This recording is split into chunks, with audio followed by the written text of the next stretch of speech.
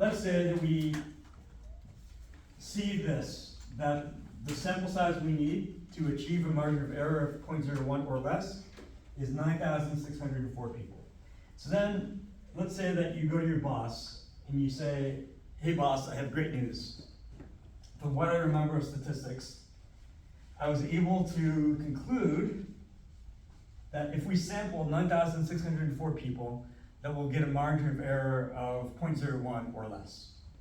So the sample size, if we sample 9,604 people, the margin of error will be 0.01 or less. And then your boss says, oh, that's great news. 0.01, 1% sounds like a small error, and that'll make my newspaper look good, or my news source look good, and I can tolerate a margin of error of only 1%. And then you say, but wait a minute, I just remembered that that margin of error is actually with a confidence level of 95%.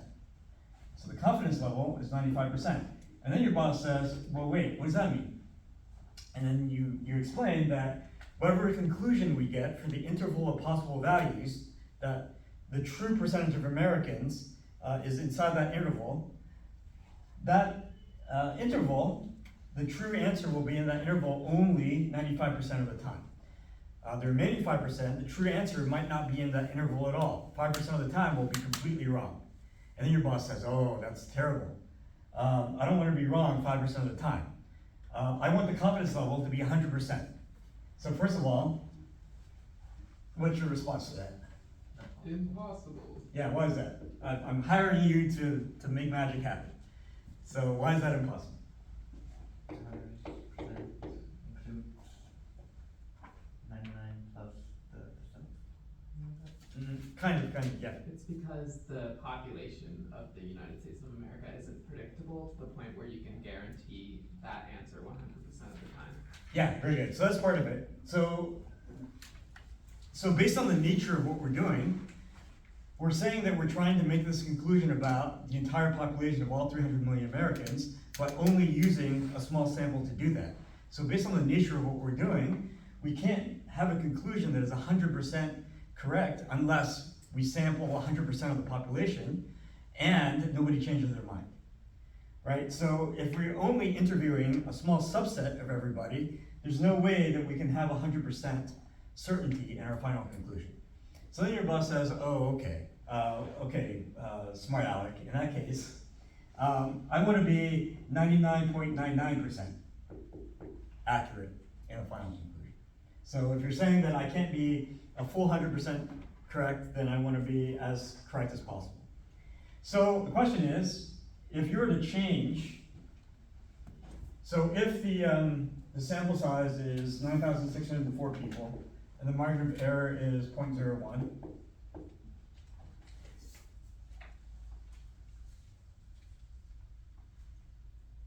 then in one case, the confidence level is 95%.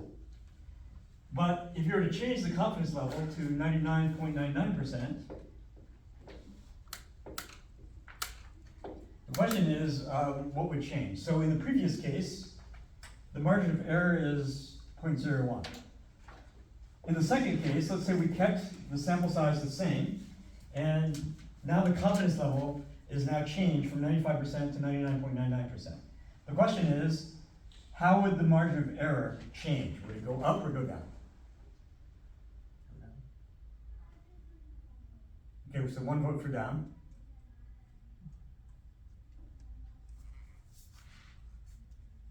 Okay, another vote for up.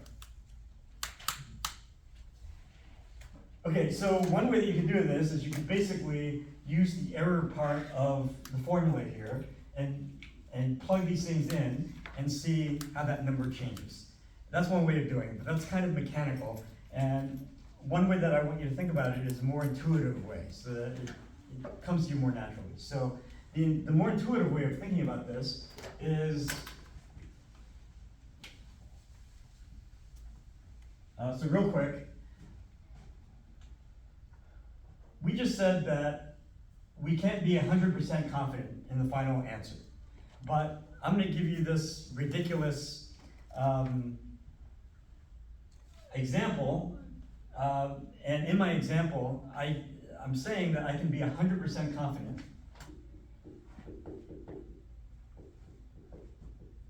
that the true percentage of Americans that approves of the president will be somewhere between 0% to 100%. So is that true? Is that a true statement? Yeah, that's definitely true, but it's also useless.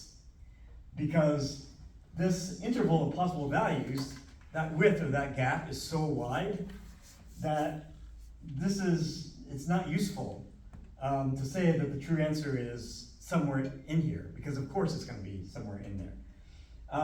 But the reason why this interval is so wide is the margin of error is so high, is that this margin of error is very high.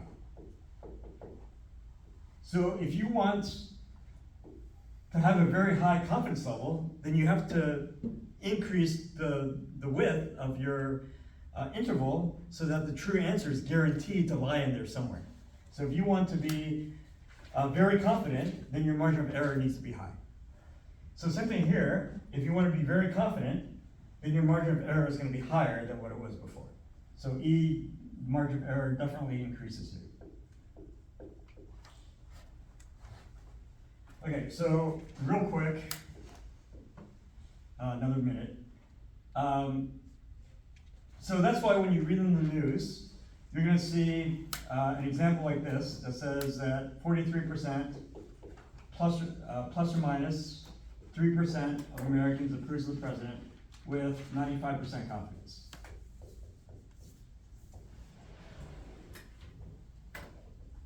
That means that 95% of the time, the true percentage of Americans for the whole country will be somewhere inside this interval.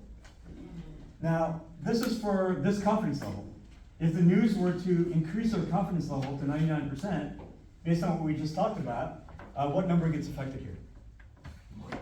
The margin of error gets affected, it gets increased. So instead of a margin of error of only 3%, you might be looking at 10%. So if your confidence level increases, your margin of error must increase if your sample size were to stay the same. And so the question is, which of these is better?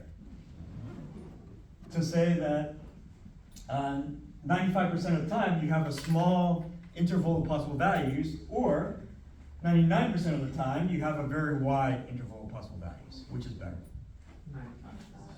Yeah, this one is better, because even though 5% of the time you're completely wrong, the remaining percent of the time you have useful information. Versus over here, you're wrong less percent of the time, but you have useless information 99% of the time. So it's better to have useful information 95% of the time. So that's why the news usually uses a 95% confidence interval versus a higher percent confidence. So now you see that there's a trade-off between the confidence level and the margin of error. If the confidence level goes up, the margin of error also has to go up. Now, what if we wanted the best of both worlds? What if we wanted a confidence level that was high and a margin of error that was low? How do you think we could get that? Increase sample size. Increase the sample size, that's the only way to do it. So, that doesn't sound like a big deal, right? So, why do you think the news doesn't just use a higher confidence level and increase the sample size? By the time you do it, it'd be counterproductive. Yeah, very good. Because remember, increasing the sample size has real world ramifications where you actually have to interview more people, you have to send people out to interview people, so it costs real time, real money to do that.